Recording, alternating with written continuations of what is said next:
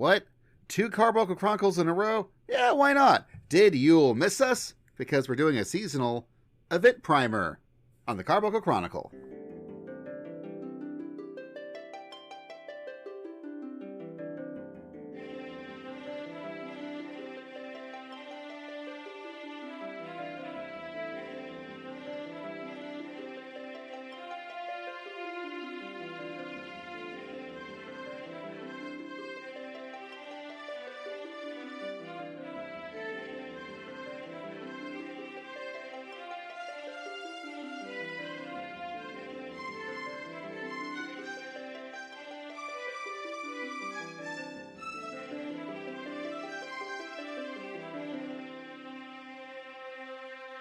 Hello, adventurers, and welcome once more, or back, or for the first time, to the Carbuncle Chronicle, your podcast for everything awesome in Final Fantasy XIV Online.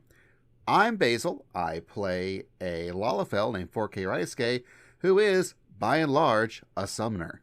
I'm Anna. I play, depending on the day, a Lalafell bunny Mikote named Cormier Raiske, usually on Leviathan, that's where the Lalafell is.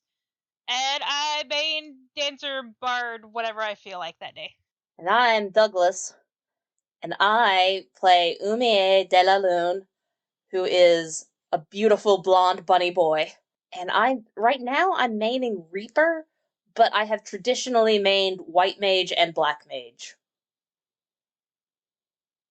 So, just all the stereotypes.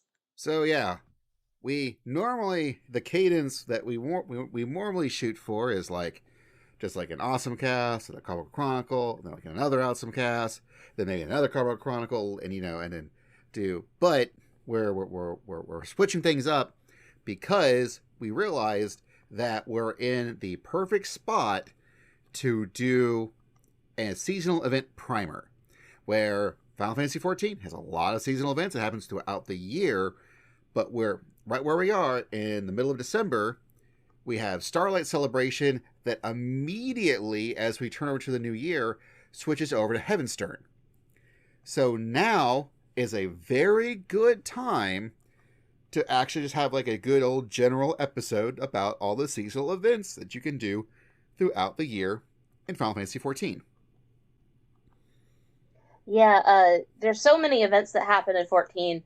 I can remember a time where people who had started playing, like after the World of Warcraft, after one of the major waves of like players sloughing off from that and joining into 14, they came in during a period of time where it seemed like there was always a seasonal event going on.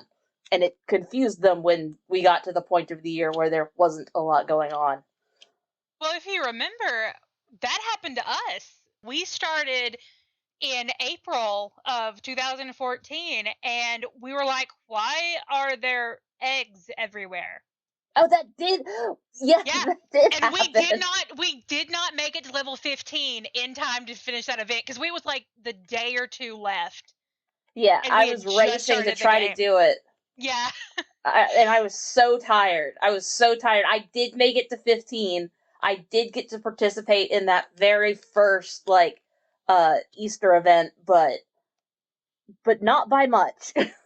I did not finish it. But yeah, I remember we were like, why are there eggs?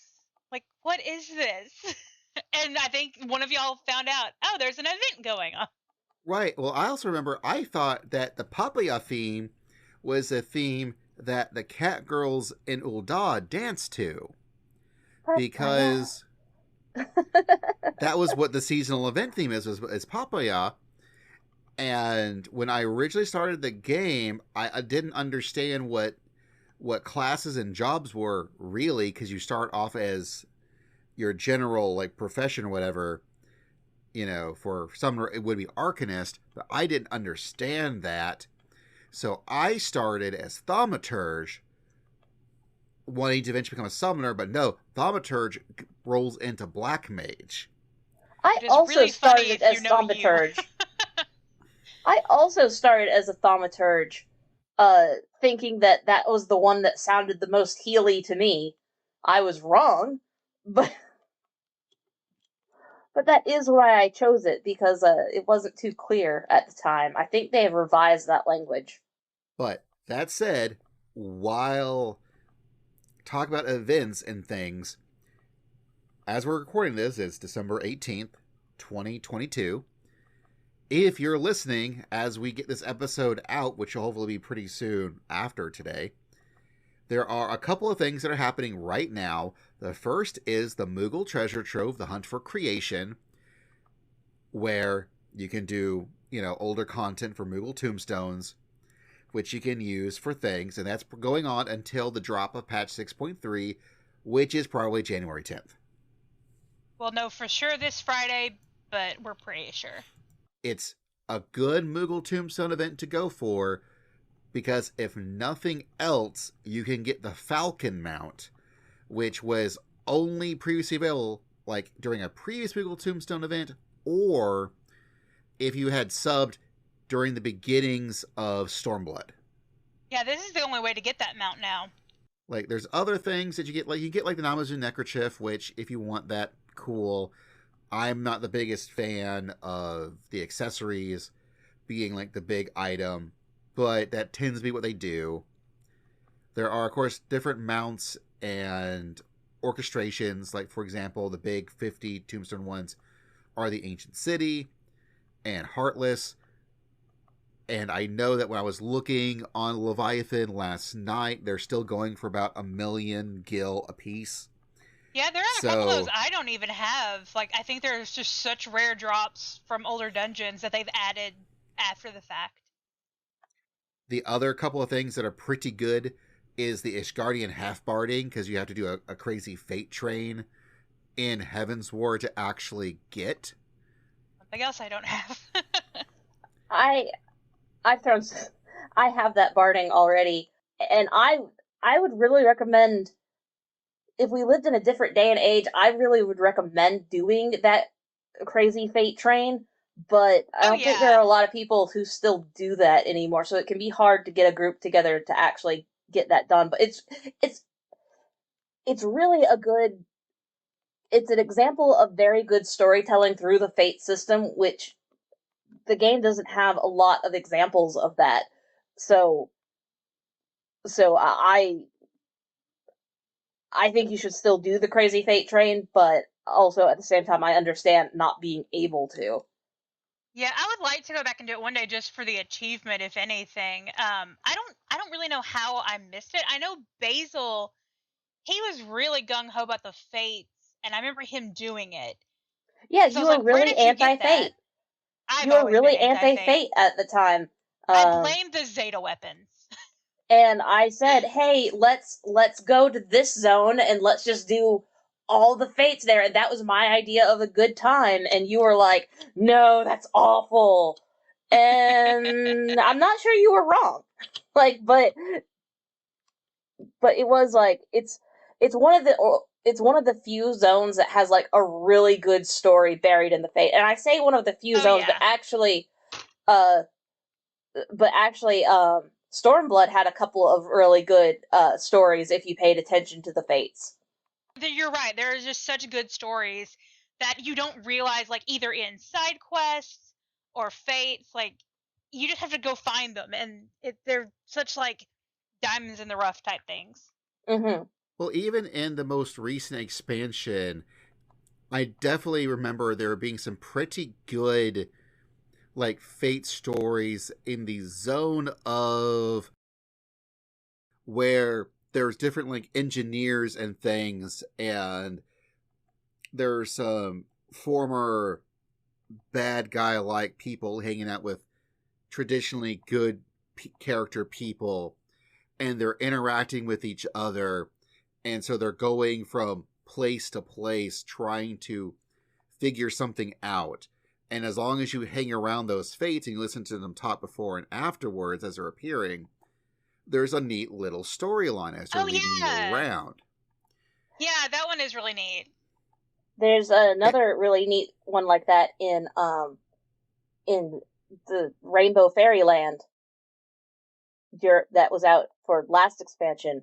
Mm-hmm. Shadowbringers. That was really... It was cute. I liked it. Good. Sorry. I don't think it compared to I don't think it compared to the Dragon Fates in Churning Mists, but you know, it was still pretty good. I will say that a really, really good example of doing storylines through Fate systems was actually what they ended up doing in Baja, and the special zone they did for relic weapons in Shadowbringers, where at least, you know, the two ways, well, they had three ways of communicating story in Baja. One was through cutscenes and through like general storyline content like you're used to. They also dropped various items that you would have in a little lexicon that you would queue up, you know, from the menu, that you can read messages and about people and things and get storyline bits that way. But all those people you learned about in that little lexicon, you also saw them running around in Baja as those fates and bosses would pop up, and they were telling their own little stories. Like, and it was, the zone was just filled with them. Like, everything had different characters interacting. You would meet new hero characters, you'd meet new villain characters, or all unique to Baja, and they all had their own little storylines going on the entire time. And as you moved to the different zones that Baja had, as the storylines would evolve as you moved on. Like, as you went to Baja or to Zadnor, or the different areas of both. Like, it would, if you were really paying attention through the progression of going to different zones and things, it was telling just really neat, unique little storylines for Baja. It was actually really, really cool, and I think it might be the best overall example of storytelling through Fates. I think you might be right, and that's part of the reason why everybody's hoping for something like Baja again. Which I think they'll get next expansion, yeah. Yeah. So I do recommend for folks to go check out the website for the Moogle Treasure Trove the Hunt for Creation. See what the various rewards are. Go see what things are giving how many tombstones. Like, you can do Cherry runs or Dunscaith runs or Weeping City of Mach are like the two highest ones. The PvPs are actually pretty good. But if you want more of a general us talking about Moogle tombstones, we actually did do a previous episode of the Carbuncle Chronicle detailing and talking about the Moogle tombstone events in general, and that one is specific. But like the stuff we talked about then more or less applies to this one. It's just like the names of the events and what you're getting has changed a little bit. That's the Moogle Treasure Trove. But the other thing that's going on right now, right this moment, the whole reason they gave this idea that we should do a seasonal event primer is that we are currently going from now, as we're recording this, to the 31st of December. We are doing the Starlight Celebration, Magics of Eld, Conjure Smiles Anew. Yay! Where it's initially, it's a cute little storyline, and we'll cover this, you know, in the action and further in the episode. But it starts in Gridania. You'll go to the amphitheater. You'll talk to somebody, and there'll be a little quest, and you'll get rewards. This year, it is a little story about a guy from Sharlayan who has got a reindeer, and this reindeer is apparently supposed to have cool magics to show off sweet tricks for kids. But for some reason, the reindeer won't pull off any sweet tricks, and he's got to learn the real meaning of Starlight. Yeah, it's hard. But as you might suspect, it is not the reindeer who must learn the true meaning of Starlight. It is our darling researcher who has forgotten the true meaning of Starlight. I really do appreciate, though, it is a researcher from Sharlayan, because Sharlayan's been in the game from, like, the get-go. Sharlayan was, I think, a concept still in 1.0. It's not anything new, and while Sharlayan has become much more important thanks to Endwalker, it's kind of neat to see a researcher in Gridania, because it makes total sense no matter when in the events of timelines things take place. So even if you're playing the game right now, Charlene's a cool place of researchers and academics. Here's a researcher and academic who wants to do something in Gridania. Makes total sense. But if you've played Endwalker and you've seen the more recent going on with Charlene, it still makes sense. It's a really, really good way to include things. Also, the actual, I think, real, like, neat lore-based meat of the bones of this event is not the actual initial event where you get the cool reindeer mount, but afterwards, I know Anna's actually done it, you can talk to the character again, and they'll give you, like, optional, like, storyline bits that you can check out.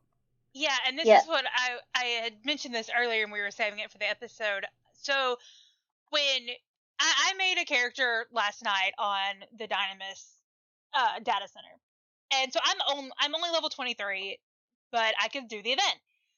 Well, so when you do it, you get all that, and you do get 3 options when you go back and talk to the main guy.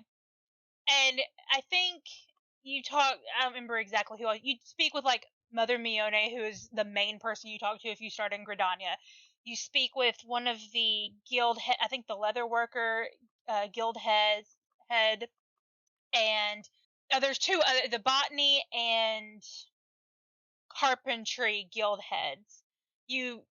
There's one for each of them, and you can see them interacting with people of Gridania for the Starlight Festival. Like, you see everyone get involved, and that's really what the point of the story is. Like, everyone gets involved with the holiday. Well, what I did not have on this character that I had on my other characters, you have 2 extra options if you have I want to assume you've been, well, no, I assume one of them you have to have completed Endwalker.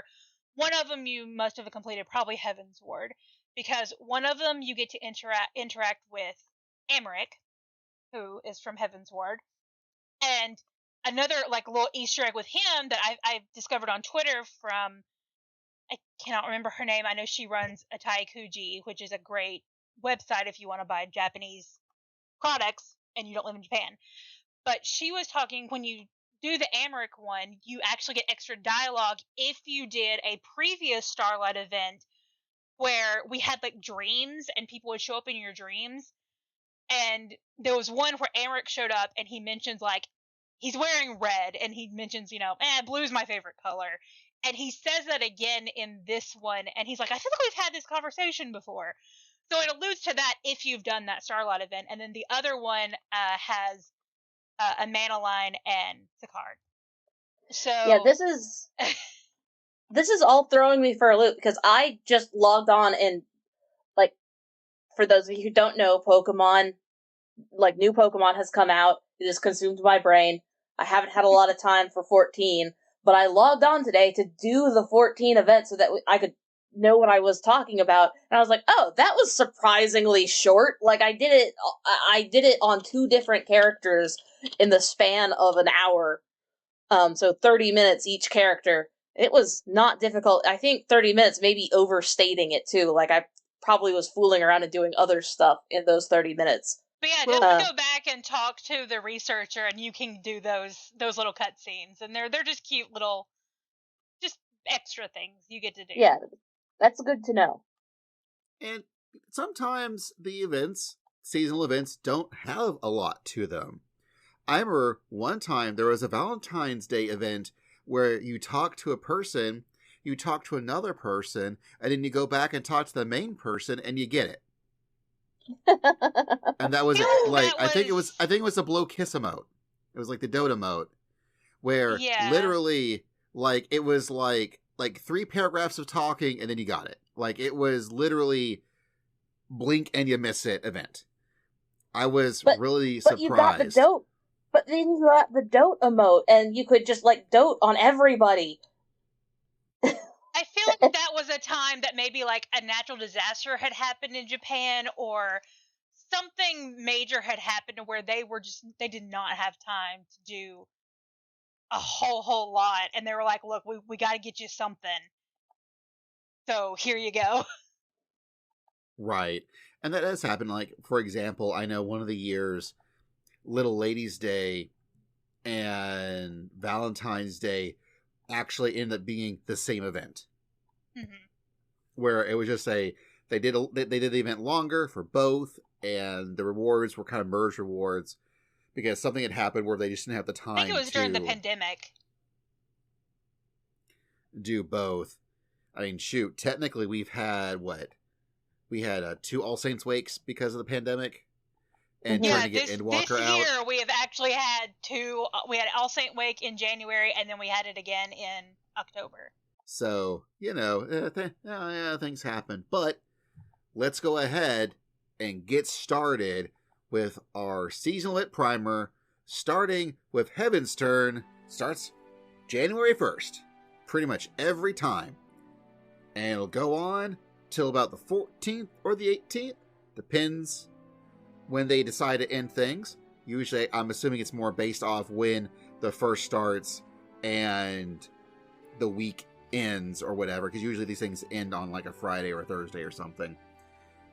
It starts in Limbs of Lamensa. Heavensturn always does. And it's based off of the Zodiac, Chinese Zodiac New Year's. So whatever year of whatever animal it is, we usually get like a helmet and sometimes a minion based off of whatever year of the animal it is. No year will ever beat Year of the Cock. That was a pretty good year. It doesn't hurt that before that year, before that event, we went to second fan fest, but our first fan fest, where essentially half the presentation was Michael Christopher Koji Fox trying to sell the lore book that had already sold out without him realizing it. And then the other half was just proud how much he got to say the word cock. Like, Koji Fox was so excited about it and giggling, and you could tell that a lot of the other Japanese guest speakers didn't quite understand what he was giggling about. Like, they knew that it was like a penis pun, but like they didn't get the full extent of it. Now, the actual event was the Year of the Rooster, and all the main promotional things said Year of the Rooster. However, as he told us during his presentation, he can get away with a little bit more when it comes to the dialogue for the actual event. I think I counted the word cock 17 to 18 times. Just like one of my fanfics. As always, Awesome That's Cast a way higher number in your fanfics. is more meant for more, let's say, mature audiences. However, this episode is by and large pretty darn spoiler-free. As far as like major lore drops or expansions, we're not going to spoil the ending of an expansion here because we're just talking about seasonal events. Exactly. But we might just talk about some cocks.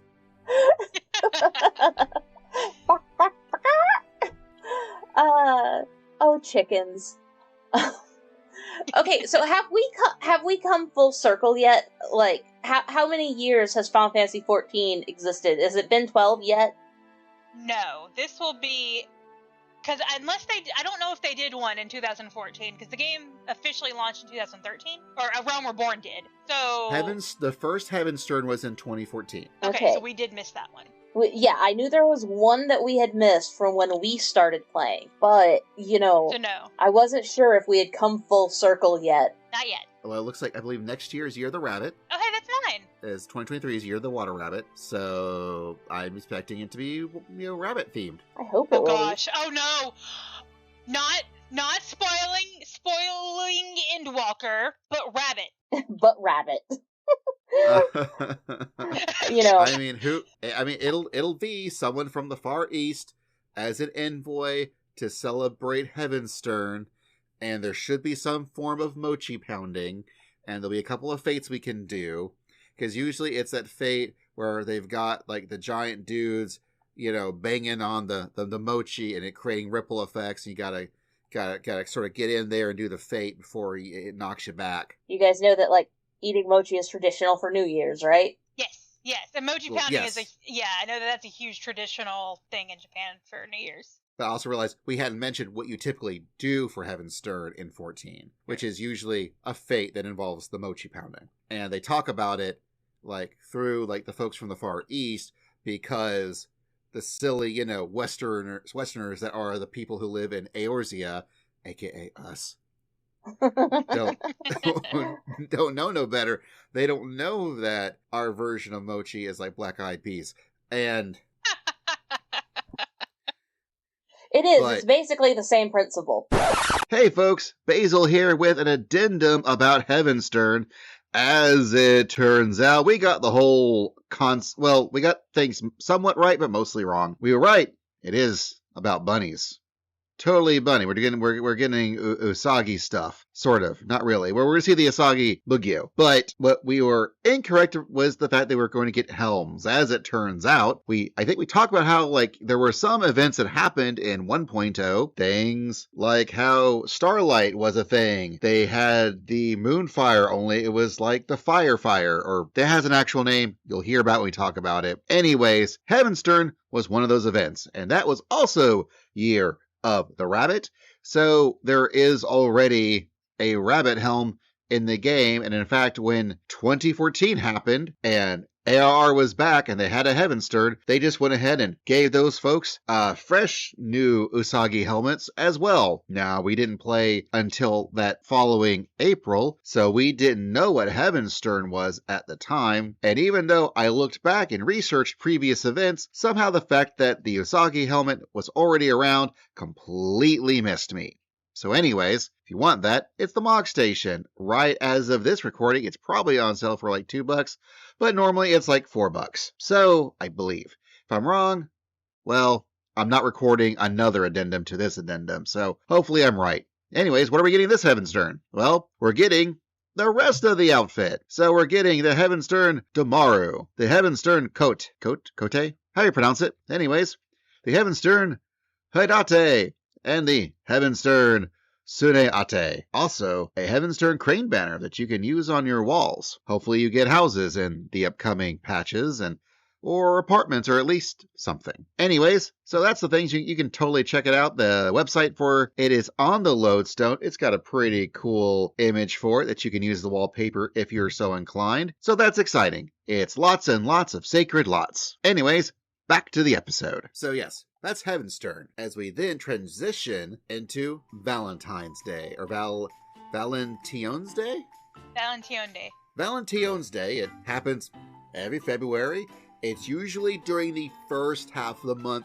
Sometimes it's February 1st, sometimes it's been like 2nd or 4th. But it usually happens the first chunk of February, because they usually do a few weeks for each event to give people time to actually do it. It usually starts in Gridania. It has a couple of years started in Limsa, because the idea is it celebrates because it's Valentine's Day, but it's in 14. It is, and a lot of events actually also happen because people from Ishgard show up to tell Eorzeans how it's done. Yeah, that was a pretty big theme throughout A Realm Reborn, is Ishgardians showing up to tell you what was cool. I guess it does make sense because at the time you couldn't go to Ishgard yet.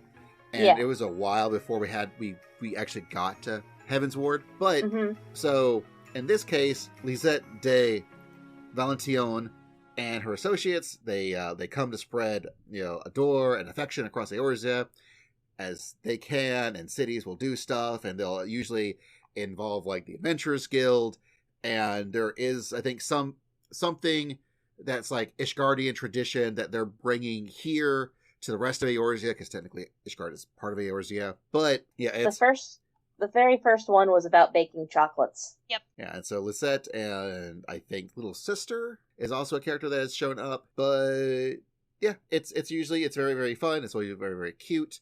They have done various things throughout the years. Something that they've been doing since 2018, they have what they call the Valentine Ceremony, where it's this uniquely instance you have to do with somebody else. And it starts off in this little maze area where they've got little AoEs going off from enemies. And your character and somebody else's character is chained together with like a little tether. And you have to stay together. So usually one person will have to do some running around and the other person will be dodging the AoEs to try to keep the tether together. and then they have to go far, and then you have to, and you're constantly swapping places, and then at the end of it, you get through that. Then they'll do a little like matching card game where y'all gotta figure out which cards match with other cards. Yeah, and how well you do in the maze and how well you do at the matching, like, it gives you a how compatible are you at the end. I think Basil and I have done pretty good every year-ish. I always do great at that game with various people. Well, it's true. Like I always do it every year with Anna / Cormia. I'm pretty sure I've done it a couple of times with Umi. I think I've done it with Umi.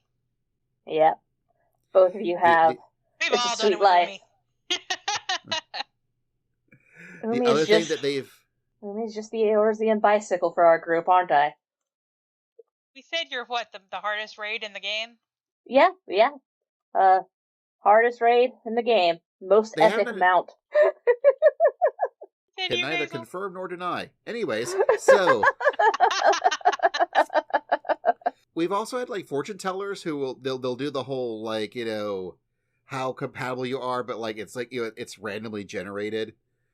Like sometimes it'll be good, sometimes it'll be bad, sometimes it'll be whatever. Yeah, every time you do it, it's just a little cutscene will happen. Those have been cute. I don't think they've done it every year quite like they've done the ceremony event part, but it's been there, and those are usually pretty fun.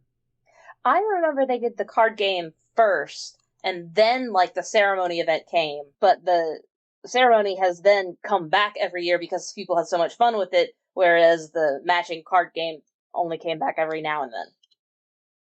The fortune-telling card game, I mean. Yeah, I haven't really liked the fortune-telling thing near as much, but the rewards are always really cute. We've gotten some cute outfits from it, and great little like.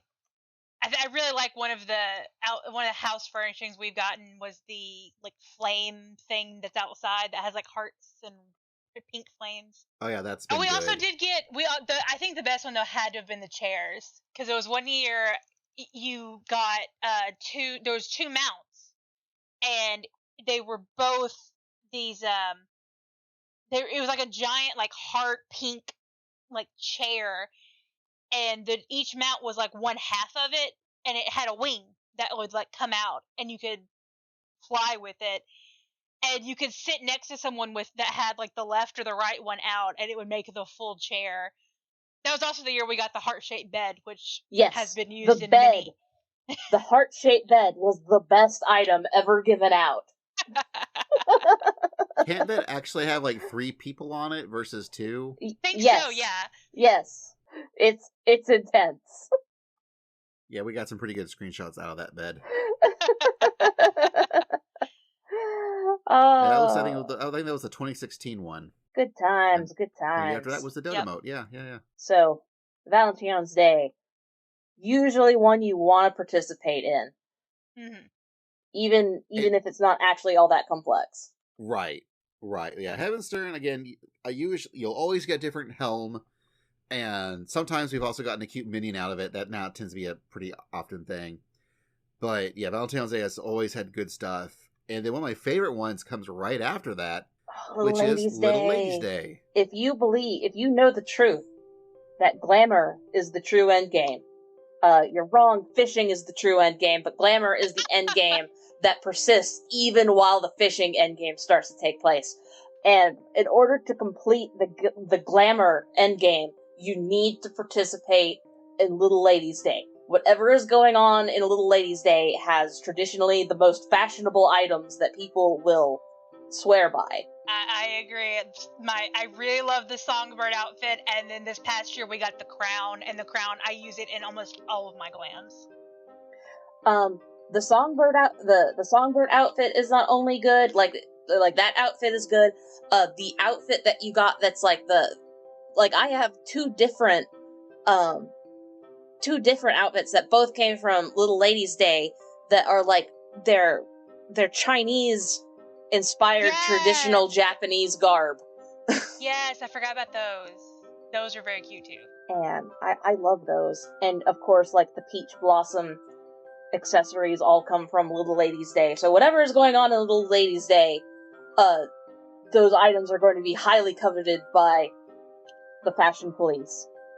Well, even like the housing item that is the red carpeted like shelving.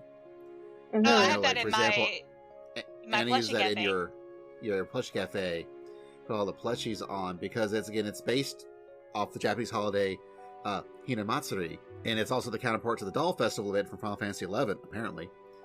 And there is a big story about how there was a particularly jerky sultan and his daughter, who was a single daughter who was locked away in the castle, and she always wanted to explore.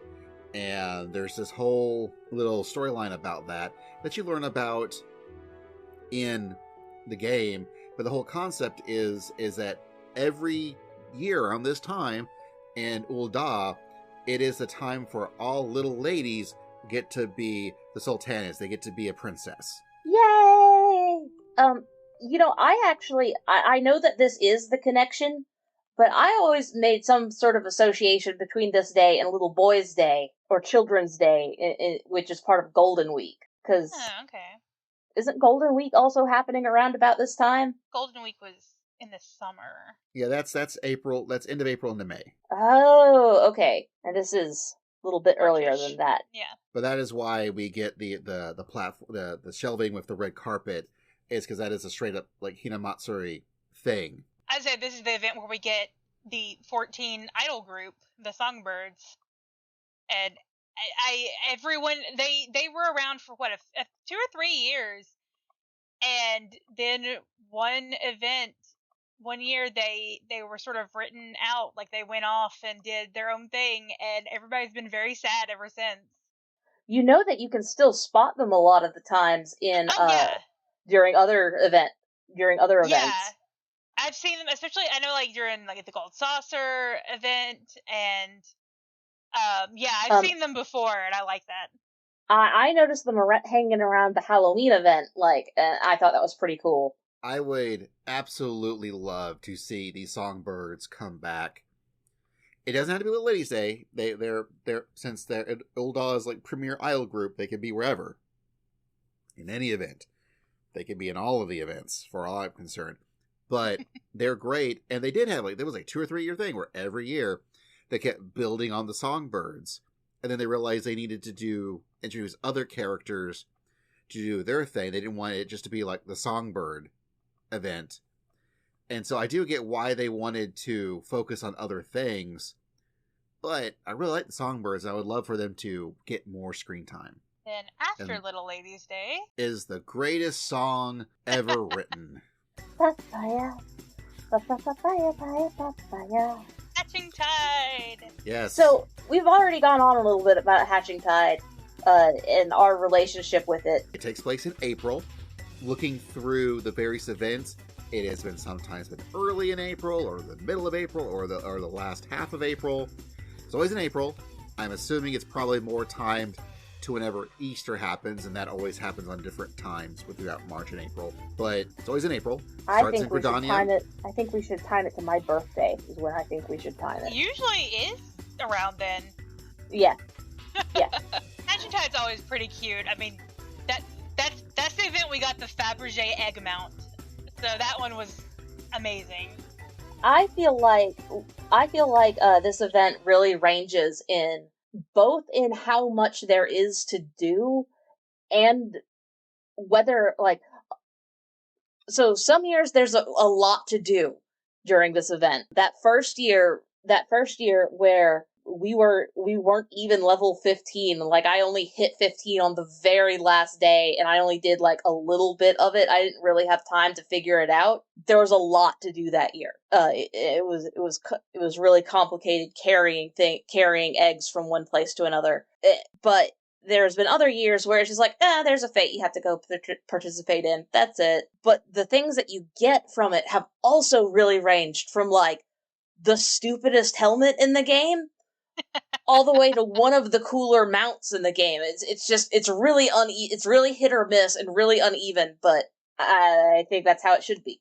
And it's always a treat because we have Pa-Paya playing in every city and we People can either annoy... love or hate Pa-Paya. How do you guys feel about it? I love it. Love. I love it. It's one of my favorite songs of all time. Like, I'm a huge... we're in the love it camp. Basil likes to torture Cass with it. Yeah, a lot of people really, really hate it. It really is repetitive, but oh man, one of so the good. Keiko renditions, she did a really good version of Pa-Paya. I heard a version of Pa-Paya that was like an actual, like, with a singer like singing it. I don't know if it was a K-pop or if it was J-pop, but it suddenly made me question like the whole origin of the song, or if this was somebody actually covering the Final Fantasy version. I bet it was a cover, but that sounds awesome. It was really good.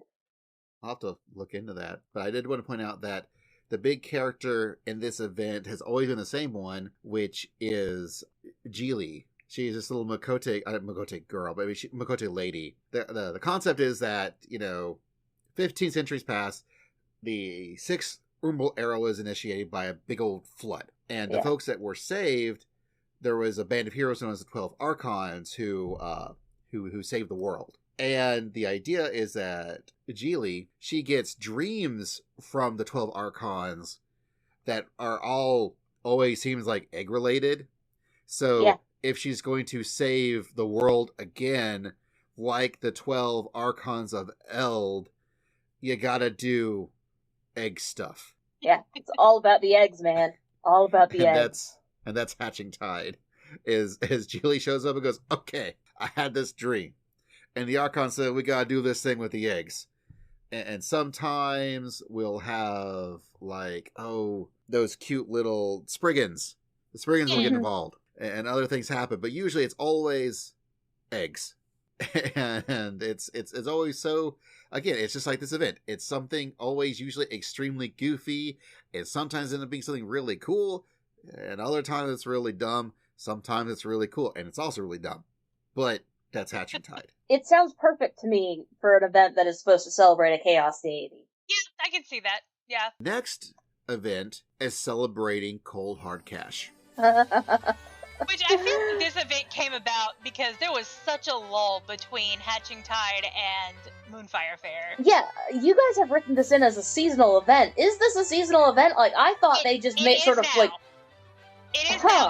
It's been every June for the last 2 or 3 years now, but it has become a seasonal event now. It did not start as a seasonal event. It started as we're at the end of this patch cycle. We need to do something to keep you entertained, but we don't actually have anything new, so here's the Make It Rain event. Yeah, no, the Make It Rain is the newest set of events that they did. It started in 2016, where the rest of these started some as early as 2011. Like Starlight was actually around in 1.0 before moving on to 2.0. But they've had one every year since 2016. Like 2016, I think they were just going to do it as a thing, and it was so popular. It did so much for making people just swarm the gold saucer that it is a regular thing. I feel like it started out as kind of what the Moogle Trove event has become now, in that there was a lull in between patches. They wanted people playing, but they needed them to have something to do. And while the Trove event, you do old content and earn a special currency to get these other, these items. This one was actually had a story to it. It has an event story, and again, you can earn special currency for exclusive items. But yeah, I think that's how it started, was similar to the Moogle Trove. I really, really adored, I think it was last year's, where they essentially gave us like a detective mystery to do. Oh, that was so good. Yes. Where you had to go to talk to people and put clues together. And even if you didn't get the right answer the first time, they would just let you do it over and over and over again until you got it right. It was so good, and I really wish they'd do that one again. Like, give me a new storyline, but that was just absolutely the best. I also really enjoyed the Make It Rain, because everyone shows up because they you get just a straight up 50% bonus to your MGP you get during the event, and it stacks with like FC buffs or like personal buffs you get from like your squadrons too. So you can, make it like, 70% bonus or the 80% bonus to your MGP. So it's really easy to really rack up a lot of items. They'll have a special seller where those items will be just discounted, so they're less MGP. The stuff that you really want, like you're not going to get your Fenrir mount any cheaper, but a lot of stuff is cheaper. And it's just so cool to see how, like, when you see this, just the swarms and swarms of people doing the gates and like the jumping puzzles from the, oh my gosh, I'm blanking on that name. Leap of Faith or Cliffhanger? Leap of Faith, suddenly, and Cliffhanger, and suddenly there's just, you can't do them because there's too many people who are just waves going through, and just seeing everyone there. And also, again, like many of these events, they'll have other characters during the event in the various city-states, or in this case, the Gold Saucer, where they'll just appear and they'll be doing their own little side things. Like, I've seen, like, the Songbirds, like, show up in the Gold Saucer, chit-chatting with themselves, or seeing various guild masters, or, Ralbon, or, whomever, just hanging out in the Gold Saucer. But yeah, it takes place sometime in June. It has varied, beginning, middle, end, but it's always in June, and it starts in Ul'dah, but you'll, of course, go to the Gold Saucer. Because the whole thing is, yay, we spent all this money and dev time and effort making the Gold Saucer. Please, for the love of gods, use it. I think you should be able to take a Scion on a date to the Gold Saucer. You just want a particular Scion. Yes, I just want a very specific. I just want a very specific date that I promised him. But yeah, the Gold Saucers, Make It Rain's always fun, and it's fun to hang out in there because there, like you said, there's so many people, and you never know like what character you're gonna see walk by, and it's fun to, like, even if you don't participate in the gates, like there's some like the Slice is Right, or I think have they retired where the wind blows? No, that's still a thing. Still a thing. Okay, but those are fun, especially like if you get knocked out, you get to watch and see like the rest of the people. It's always a fun time to just hang out in there. But then after Make It Rain is my favorite. It's everybody's favorite. Event, yeah. Because if it's not Little Ladies' Day that has the glamour you're looking for that year, it is probably the Moonfire Fair. The Moonfire Fair is the best event all year. Like, hands down.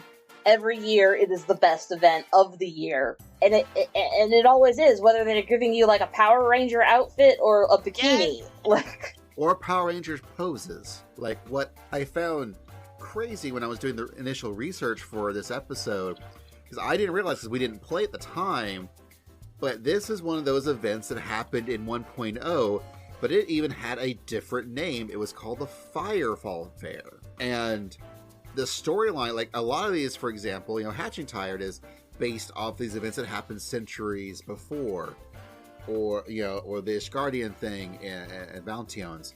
This one is all based off the original 2011 event in pre-ARR in 1.0, where for some reason, and again in Kurthus, they're dealing with these like bombards, these like bomb creatures.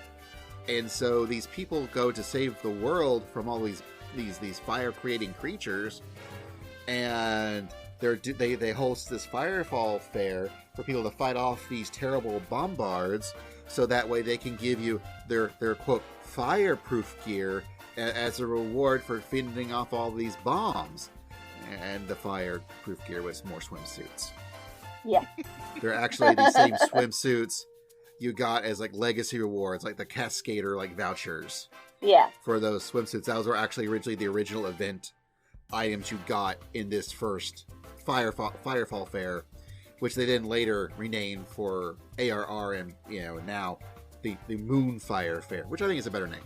Yep. But they're always mentioning like where it's the anniversary of us fighting off those bombards, and I thought, oh, it's been this ancient decades, centuries long like fight. We did. Yeah, like it's like it's like 10 years ago. Like it happened, and We really just need an excuse to get out and, live it up in the sun in Costa del Sol and jump on crazy jumping puzzles that sometimes happen and sometimes don't. I was really glad that it came back this year where they do their Eorzean Ninja Warrior. I miss the cooking element. There are several years in a row where there was a big cooking element to the Moonfire Fair. I remember Damia making money off of Popatos. Yeah, I, for RFC, would always make up like 3 stacks of whatever the cooking turn-in was for everybody to just have some to go turn in. And I always made bank off of that event because I knew where to buy the haddock. It's just like a store in Limsa. You just go in and buy it. Well, the biggest thing is a lot of people didn't have a culinarian. Yeah. That was the other thing, is you had to have the actual crafter. Which I feel nowadays that's much more of a common thing to have crafting classes or knowing crafters. So I think that they could probably bring that aspect back and it do pretty well. And it always did pretty well then too. Because they weren't high level crafts. No, they were level 15, level 20. But they also did their Eorzean Ninja Warrior, Eorzean Nimble Warrior obstacle course.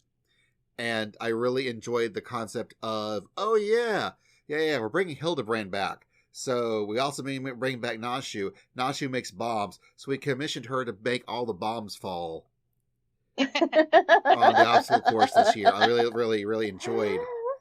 They didn't say it was Nashu, but we all know it's Nashu.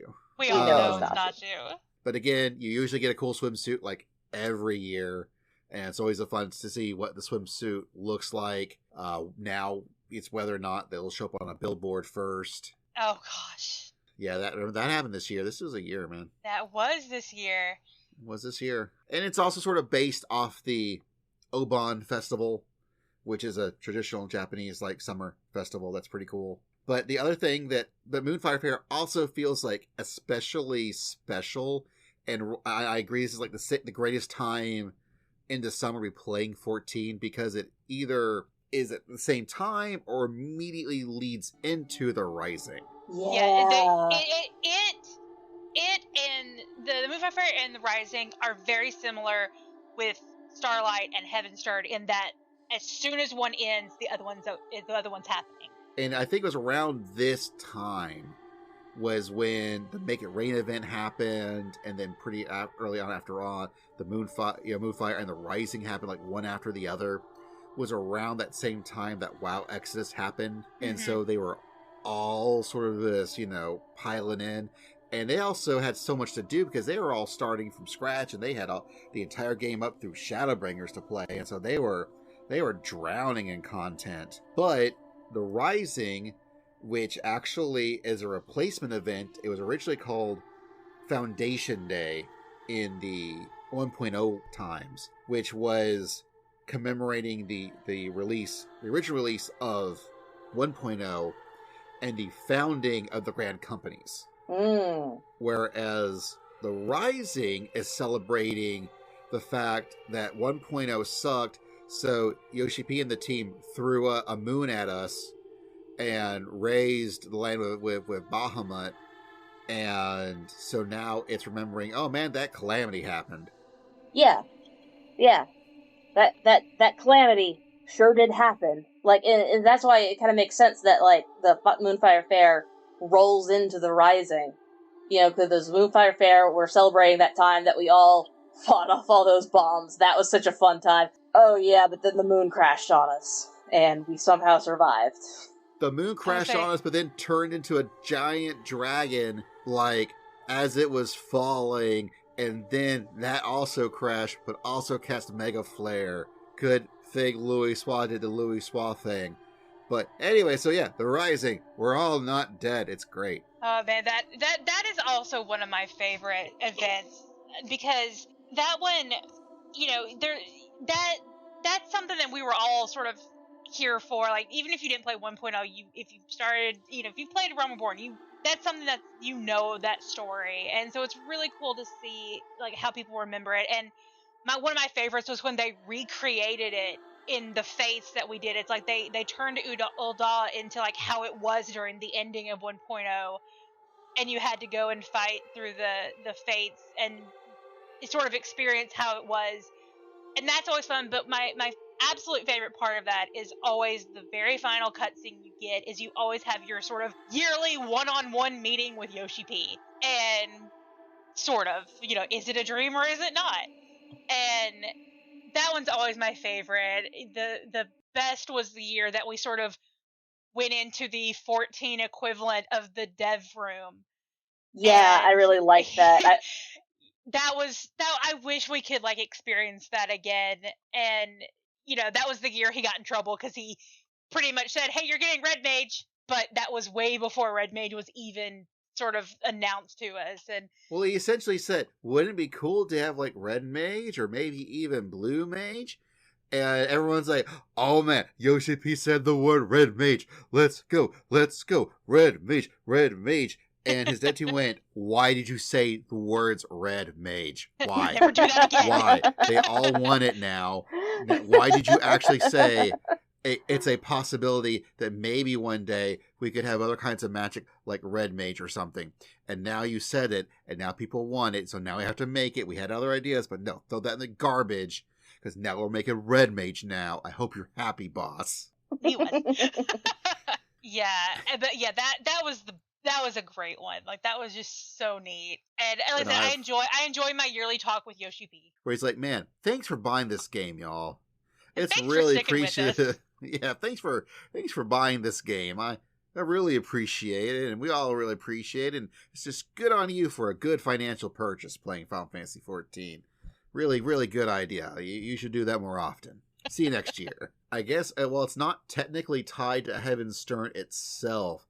We always do get a neat little New Year's poem from Yoshi-p that gives us little hints about what's coming up that year in the future. Oh yeah, and usually they always scare us. Yeah. Also, usually it's always in the Rising. They have a vendor that gives you all sorts of cool like fireworks that you can use, but the character model is like 1.0 Minfilia. Yes. I remember when I first noticed her, I'm like, "Man, she sure looks like Minfilia, like a whole lot." But that's not the same model that I usually interact with. And around the same time, someone was posting on a forum I was on. They were posting their adventures of when they had played 1.0 because they had taken a bunch of screenshots. And I looked at one of the screenshots and went, "That's Minfilia. That's the same Minfilia. Oh, that's what you're referencing. You're referencing the original. Well, that's real smart. Huh. Man, they gave her a really weird new design for Minfilia. I kind of like the old style. It looked like actual clothes. Not the weird, like... Butt window. You don't like the butt window? I love the butt window. I mean, it's incredibly modern Final Fantasy in its design, that butt window. And then is probably the second best event in the game for role players. Well, I think it's a great event for so we're talking about All Saints Week, aka Halloween. Happens in the later half of October. Starts in Gridania. Oh, by the way, the Rising starts in Ul'dah. Guess I should point out that Moonfire Fair starts in Limsa. I didn't mention that. Then you go to Coast of the Soul, by and large. Rising starts in Ul'dah, and All Saints Wake is in Gridania. And there's a big old thing about the time when the Void folks could like wreak havoc upon the world. And there was this one day, and essentially there's this new group of Void Sent called the Continental Circus, who is trying to bring back the Void Sent so they can take over the world through the power of holiday Halloween All Saints cheer. And you're always trying to stop them. And it's always a goofy little Halloween-y story. And it's great. It's fun. But the big thing they've been doing for the past several years is they introduced this area called the Haunted Manor, which was this little instance thing where you go into a party and you have to do little things together. You had to go find stuff or click on things, and you had to do these things in order to get the tokens you needed to, finish the quest line to get your your drops, which have been mounts. Like there was a really cool broom mount, or various outfits. Like they had the werewolf outfit, and that's all cute. Well, one thing about the instance area is what I really like about it is they have taken one of the dungeons from the game and sort of repurposed it for this, with this Hawk Manor, and so that's why I really like that they've used those assets to sort of. Well, because Hawk Manor is a very early dungeon. It's one of those that you really just barrel through, and so I really like that they've got a different use for it, especially with all of their little rooms and stuff, because that dungeon was specifically one of those that had so many rooms that you didn't have to go into, and so I really like how they use it for that. I would like to see a lot of the older dungeons get that kind of treatment that it's now been so thoroughly conquered by by adventurers that now for the holiday we'll have it again as just like a goof off place. Yeah. Gosh, didn't they did Hawk Manor, but didn't they didn't another one also have, they actually straight up redid in another dungeon in that style? It wasn't just Haunted Manor, it was like a whole other, it was like, either Totorak or... Oh, I want to say, maybe it was Totorak. I don't remember exactly, but... Not Totorak, the other one where you have to fight... Tamtara Deepcroft, yes. Yes. Where they recreated a different version of Tamtara that you had to go through, but it was synced such that anyone could do it. That one was also really cool. But the big thing they've been doing lately is that they keep the Haunted Manor back, but now it's just sort of an area you can go to and just run around in. They also introduced a newer area this year called the Phantom's Feast. But the big thing was that you could talk to somebody and they'll cast a glamour on you so you could look like any major NPC you want to. Yeah, that was fun. Not any. They're very specific, because there are certainly some that I could not transform into. But there's a whole lot. There's a whole lot. Well, yes, but you know which ones I'm thinking of. They got all the important ones. A lot of the main... I'm joking. I love you. Uh-huh. Anyways. But most of the main NPCs that you interact with, you can transform into, and that's what a lot of people enjoy taking, because you can G-pose with them. Because you are now that person. It transforms your character into that person, so you can do all of your emotes, most of your emotes, and you can G-pose with them, and so you can get some really funny screenshots. And it's usually, especially that new area, the Phantom's Feast, it was really picturesque. Like, there are a lot of good spots that you could pose around and hang out with your buddies. Like, I did spend a night, with the Axe of the Blood God 14 folks, and we, instead of running any content, we literally just took screenshots all night. It was a good time. And then our last major one, which brings us all the way back to the beginning, the Starlight Celebration. I think my favorite year was there was one year the part of the story was there was a choir, and so we got like a sort of Guitar Hero-esque like theatrhythm game. And the best part, and I love, that's one thing, like when that soundtrack came out for that expansion. So as you're playing, in a lot of those games, if you start doing badly, the crowd will like boo at you or something.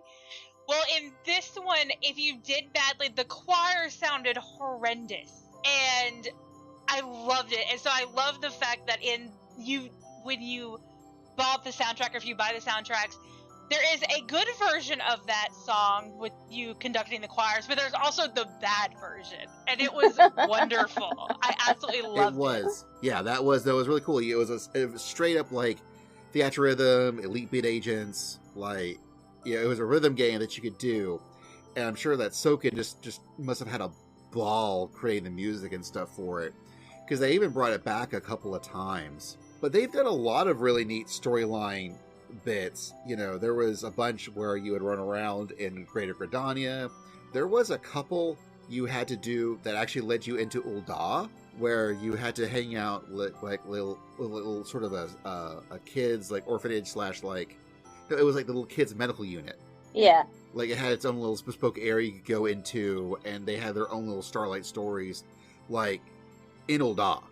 And that was really cool. Like they've done a lot of some of the neatest ideas that wasn't like a bespoke area or recreating dungeon stuff. They did a lot of really neat Starlight things over the years. And like this year, especially you always get some great rewards. Especially Starlight is the one where you get some great housing items. And this year was no exception in that we got really pretty lighted trees outside. I think those were so cool, and they sort of twinkle, and I really like them. And then, but we also got a mount this year. Like, it's surprising that we've never gotten a reindeer mount. We got like a Christmas bear, although I do think it's really funny that one of the the Moonfire events, we got a polar bear.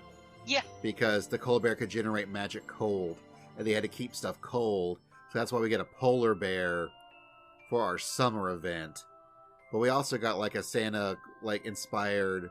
We got the little snowman that when you're in the snowman and when you're bouncing around, the head like pops up. That one was cute. This is also another case of where the entire backstory to it is again Ishgard stuff, where the idea was that it was back in the beginnings of the Dragon Song War between Ishgard fighting against the dragons, and there were lots of orphans in Kurthis, and so Ishgardian knights would hide them in their like scarlet robes and clothing to sneak them in, and unbeknownst to their superiors, because it's technically not allowed. And so that way the children like survive the winter, and it's a big celebration of like Ishgardian knights not being assholes.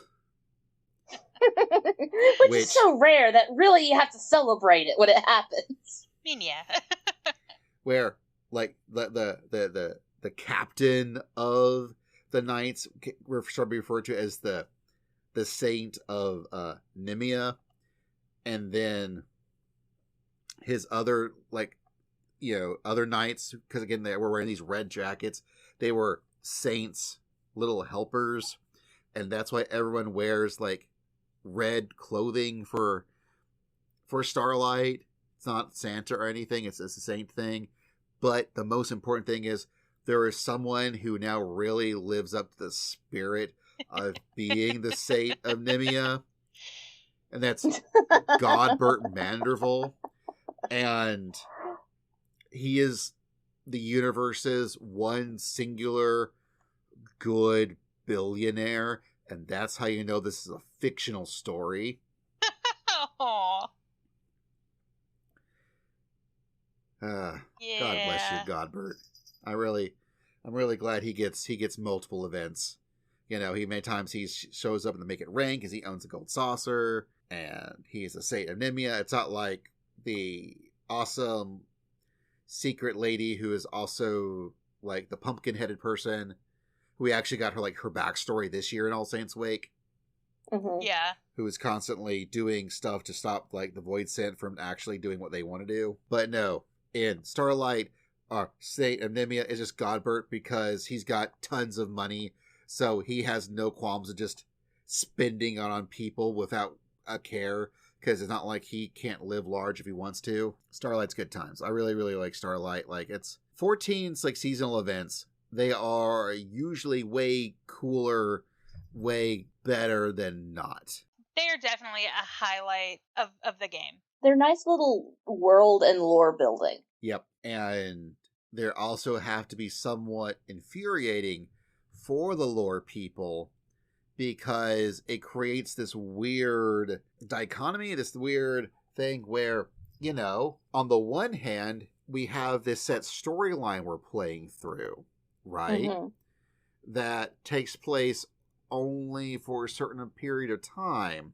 But then you've got all these seasonal events that many times will build up their own little plot lines over the course of years, which is in direct opposition to the concept of the storyline we're actively playing through. But both things must be true at the same time. And so it's the worst question that, you know, a Kate or a Koji Fox can receive. Like, So let's talk about the timeline. And just to hear and go, nope. Nope, we sure not. No, sir, no, ma'am. Thank you very much. You know what you just did. But they're really, really fun. They're always really cute. It's also something for, while Yoshi-p has many times said that 14 is a game designed for you to be able to take breaks for as much as you want. It'll be there when you get back. You don't have to be subbed. Like, they're not going to say no to someone being subbed all the time, but you don't have to be if you don't want to be. But for those of us who still have 14 as a lifestyle choice, along with the video game that you play, it's good to get rewarded for all these little events that are throughout the year.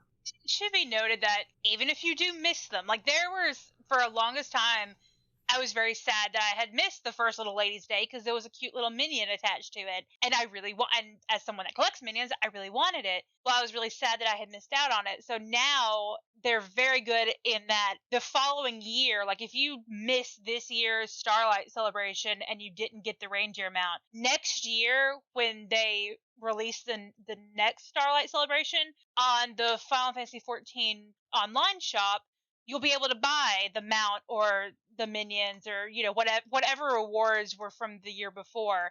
You'll be able to buy them the next event or the next time that event comes around. It took them a while to do that. Like I said, some of the events that we had missed, it took a few years for them to add that to the shop because they were getting it, up and going and everything. But now they're very consistent in that you can always buy the previous year's rewards. So really, what you're saying is that you're saving money by constantly playing the game and doing the events when they happen, instead of having to buy all these expensive rewards later. That's right. Just keep up with it. That's right. Something that I don't know if it's in there or not, but I really kind of would like, even if you don't get the rewards for it, I would love to see, like, bringing back these older events as like a new Game Plus option. Yes, because like I said, I would love to go back and see like the dev room from Rising, or that would be a good idea if they could do that. Or was it Heavensturn that had like the sort of wizardry, like first person little dungeon crawl that was like a little puzzle that you could do? No, you can do you can those. still do that. That's in your game box. Yeah. Any event that has those little mini games, there's a toy box that's in like SC. It's in your in room. Yeah, it's in your in room. Yeah. Okay, that's true. I forgot about that. Yeah. But that was a really neat thing they did. That they never did again, but it was a really cute little. Was it the Rising? I think it was the Rising. Maybe the Rising. Yeah, because Heavensturn pretty much like it's the Mochi Fate. Although they did an interesting Mochi Fate like earlier this year, where they had like the little curtain that you had to go behind. It wasn't the exact same fate they'd used for many years prior. It was actually a little bit different this time, which was neat. But okay, now we've talked about all these seasonal events. Now you got to give me your favorite one. Moonfire or Starlight. I don't know if I can choose between the two. Maybe Starlight, since that's going on right now and I really enjoy it. But both of those are pretty high on the list for me. I already said during the course of this thing that the Moonfire Fair is the best event all year. Every year. Like if the Moonfire Fair event is not that good this year, it's because none of the events were that good. If the Moonfire Fair is spectacular and oh my gosh, so amazing, it's because all the events were spectacular and so amazing. Like, it is the peak of the year. I will say something, I think overall I'm going to say Make It Rain, because... I had a feeling. Well, it's the one, and it's something that I used to feel that I really got a lot in Moonfire Fair, but it doesn't happen so much anymore, is that, again, you get a real feeling of a community happening around the Gold Saucer when Make It Rain's happening. Mm-hmm. Like, there's always some folks in Gold Saucer. Always. But it is not just packed to the brim of folks the entire time because it had that NGP bonus. Something that I really, really enjoyed about Moonfire, especially in those early years, was that for most of Moonfire Fair, it would be everyone's there. Everyone's showing up. Everyone's in swimsuits. Everyone's hanging out on Costa Sol. everyone's chilling out and catching some rays. It was awesome. Nowadays, past couple of years, it is packed with folks like the first like few days, Mm-hmm. and then it's a little bit of a ghost town. Yeah. I think, and that it didn't used to be that way. Probably because a lot of stuff was like fate based, where you had to get so much of the things, or you had to acquire the Popoto like crafting meals, that it required people to stick around just a little bit longer. And I do kind of wish, and this is now my next question, is if you could do something to help improve the events, what would it be? And mine would be to give people an excuse. I don't know if it requires more rewards or harder to get rewards or something more interesting that requires you to spend more time in that area. But I would love to have more excuses for people to just be able to exist in that general event area to keep that feeling of community going. I'm not sure. I agree that, yeah, I don't know. Like you said, maybe, a big reward that's a bigger grind. Like if there's fates, like have people, people are going to do it in like with a few hours, they're going to grind it all day. But, I don't know. I do really like, mentioning that doing it during New Game Plus. But yeah, I don't know. Anything other than that, I'm not sure. I think they need to give us a new glamour with every event, like an outfit glamour with components, and I would be fine with a glamour and a new dance for every event. New dance. It's what we want. All right, well then, let me rephrase. I think that they could. I'm just being greedy. Well, I'm just being greedy. Is all I'm being.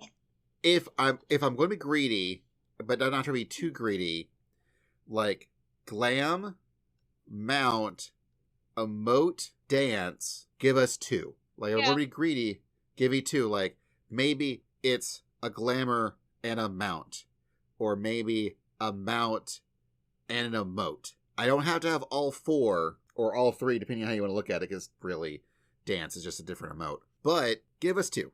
Like, it really give us a reason to do stuff. I'm really sad that housing is too popular for its own good. Yeah, they keep giving us housing items as rewards, especially they keep giving us outdoor housing items as rewards, and I kind of wish they would stop, because if you have housing, there's way more than you could possibly ever put out in your yard. And if you don't have housing, it's just an item that you can't use. I am really, really hoping that it turns out that they're going to give you a space on your island sanctuary to use outdoor furnishings. Yeah, I know a lot of people are. We are not sure. In the last live letter, it was, and maybe we'll get more clarification this upcoming live letter. So maybe by the time you're listening to this information's outdated, and who knows. But in the last live letter, people were not quite sure if he was communicating that you would be able to place down outdoor furnishings, or if you just had access to a garden. But there seems like they're doing something more with Island Sanctuary besides just more Island Sanctuary, that there's going to be a little more functionality that you can make use of. And we're not quite sure what that functionality is. And I'm really kind of hoping they give you a space that you can, if you can't do a lot of indoor decorating, okay, there is ways that you can make that happen. Apartments are a thing. Like, FC rooms are a thing. You can probably make some form of small scale indoor housing, something you can play around with, probably. But outdoor is not possible unless you own a house or have rights to it from your company house outside. So there's a game that came out recently. I think it came out either like days before Pokemon or what have you. But it is Final Fantasy doing a farm type game. What's it called again? Harvestalia.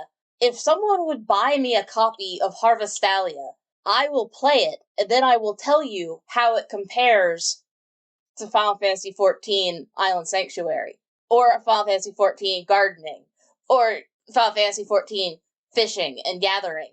Or, all the things. Like, I'll tell you how it compares, like, in general, just somebody please buy it for me. Because I already spent my money buying so many copies of Pokemon, I don't have any more money to buy games. I had to buy 6 copies of Pokemon this year. 6? Yes, 6 copies. Wow. A copy for me, a copy for Barry, a copy for one of my nieces, and one of my nephews. A copy for another twin set of nieces and their brother nephew. So that's a total of 6. That's 3 households. Yeah. I don't have any more money to buy video games, but I want to play this Harvestalia and compare it to how it plays and tell everybody if it's worth it looking into Squaresoft's version of an Animal Crossing. But in order to know that, somebody has to buy me that game. Okay, so just for everyone who's listening, it is Harvestella, not Harvestalia. I'm saying Harvestalia. Right. Well, I think it's Tales of Disease. Yeah. Where it make you want to add Leah to like everything. Yeah. Even though they don't do that anymore, but when we were younger, you had Tales of Symphonia, you had Tales of Vesperia. Like, so I totally get the concept of Harvestalia. Like, I get you get why I want to do that. Yeah, so that's why I'm saying Harvestella. That. Okay, well, it is Harvestella. I don't want people to. If people want to tweet or toot or publish, is what Mastodon does now, or co-host at us, that no, what do you say? It's Harvestella. No, we got that, fixed it. It's Harvestella. Don't add us. Add us for things that are like that we say good things about. Like our opinions on events. Fine. I want to actively mispronounce it, but fine. Okay. Oh, well, no. You've now that I know what the real name. Me. Look, now that I have said it, we know what the name is. Now you can mispronounce it all day. Okay. I just want it known that we know what the actual name is. I just want people to know that I will play that video game if they will buy it for me. Because I want it and I don't have the money to buy it. So this is a great time for Basil to talk about our Patreon. That's right. We've got, let's wrap things up. This is the Carbuncle Chronicle, an episode series about Final Fantasy XIV as produced by the Awesome Cast, which is also us. Our editor is the wonderful, amazing Anna, aka Cormia. Our theme is so the Awesome Cast theme was done by DJ Inabito, but the Carbuncle theme is a remix rendition that Anna created based off of DJ Inabito's theme. Our website for the Carbuncle Chronicle is, of course, awesomecast.com, osmcast.com. From there, you can find all sorts of things, like our previously mentioned Patreon, where you can support us with monetary wonderment. And if you, like, for example, if you sub only at like $1, you'll get a cool color if you're in our Discord. But at $5 or more level, we also nowadays will introduce a bonus episode that is exclusive to $5 and up, folks, in addition to these episodes. So if you want us to talk about just a little bit more, you can do that and be supporting us in the process. Or if you do $20 a month, you get to choose something for Kevin to eat. Yep. But that's there. We also, like I mentioned previously, we have a Discord, which you can find a link to on our website. It's free to join for anyone. But again, if you're an awesome patron, you get a cool color. And we talk about all sorts of things, including Final Fantasy XIV. A lot of Marvel Snap Talk has been going on lately. Pretty sure that'll still be going on by the time if you join while we're releasing this. And just all sorts of things.